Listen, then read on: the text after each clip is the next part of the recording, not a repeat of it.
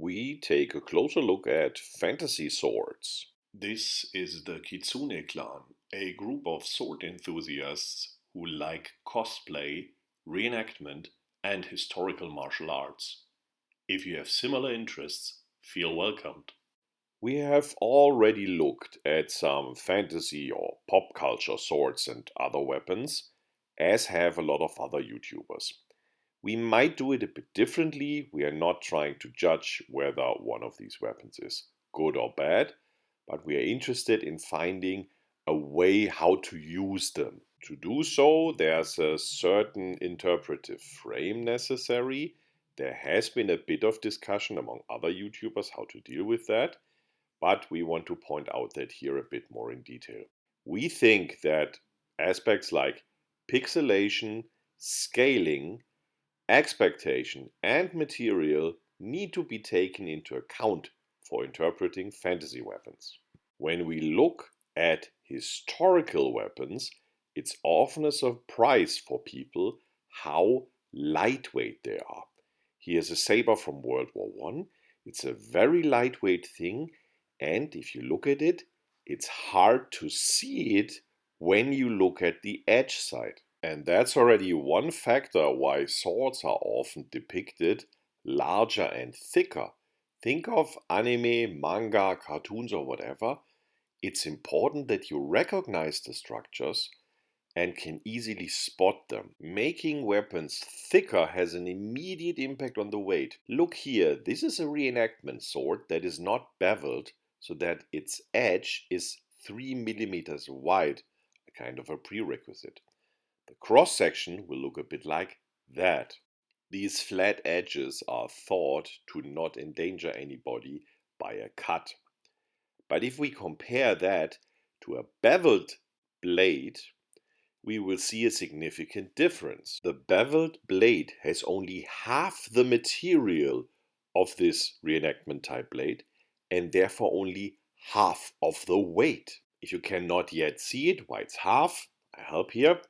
We see now there are in fact 4 rectangles within the big rectangle, and each of the rectangle has been cut in half by beveling the blade. This is part of the story why the expectation of a heavy sword is so common. It also means that we probably have to subtract a lot of the theoretical weight from most fantasy blades when trying to deal with them. As a next point, we need to consider the material of our simulators. We've talked already a bit about that, but here it really needs to be emphasized again. If we deal with LARP weapons, they are much more massive or robust in appearance than the real steel counterparts. Look at the thickness of this blade. If we would have something like that in real steel, it would be hard to lift at all. And that not only accounts for foam, it also accounts for wood, or here polypropylene. We cannot simply take these things and replace the material in steel. We have to adjust the thickness to the needs of the material. This comes down to properties of the medium. And if we take the digital world, also there are certain limitations of the medium. Think of pixelation. You all know that this is a Minecraft weapon. And so far, not a lot of people have complained that these would be bad weapons, because everybody is aware that their shape is related to the limitations of the transport medium. In fact, there's a lot to complain about these weapons. They are awkward to hold because of the spiky handle. The edges are not very effective because if they would want to be toothed, the tooth would need another shape, and so on. But we all know that's limited due to the little tiny squares these things are made up. This should make us a bit more careful when claiming that a certain weapon is bad or not useful, because we might face a case here that the weapon design follows a specific frame. As I said, if you draw a sword in a manga, you probably have to make it much more massive to make it easily visible. Not only because of that, we will often have to make compromises when interpreting.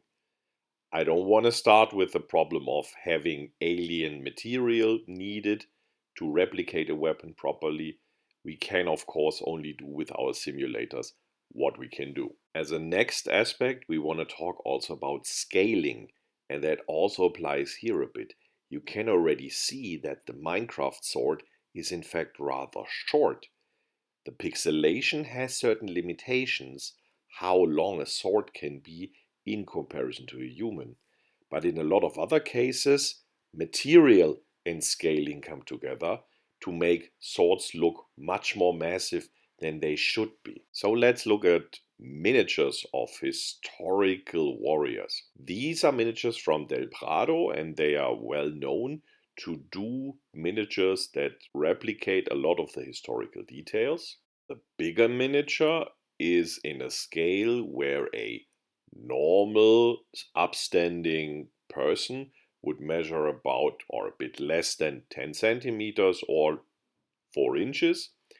The smaller figurine is more in the scale of a lot of tabletop miniatures. And now compare the swords these guys are holding. Can you see how bulky the sword of the smaller miniature is? That's not due to historical inaccuracy by the producer.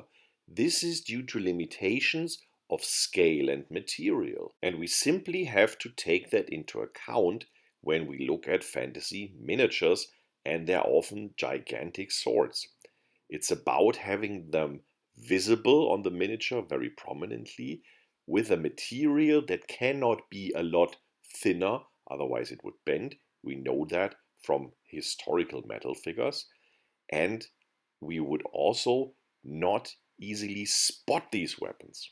That in fact not only accounts for swords. Look at this pistol or this Wolverine claw like thing, or in fact also body parts like, yeah, I guess you get the idea here, or you can also get the idea here. Fantasy miniatures are not scaled normally, they are disproportionately or unisometrically scaled to overemphasize certain things because that's what's expected from them. If you want to see more of our miniatures, I have linked our website in the description box. Have a look. But as we are already talking expectations, in German there's a joke I often make. It's related to how sword is written in German, because sword is Schwert. And the first few letters of the word, everything besides the last one, make the word schwer, which means heavy. And that, I always joke around, is one of the reasons why people think that swords need to be heavy. And a lot of people think that. And that probably also leads to these overly sized and overly thick things that we can see in pop culture. In fact, not only in pop culture. The complaint that a sword is too heavy is one of the common comments in the famous show Forged in Fire. So it's not only a problem of people drawing swords, it's even a problem of people making swords. And all this needs, in our view, to be taken into account when interpreting fantasy swords.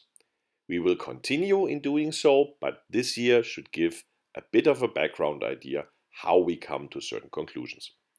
Hope we could inspire you. See you around next time.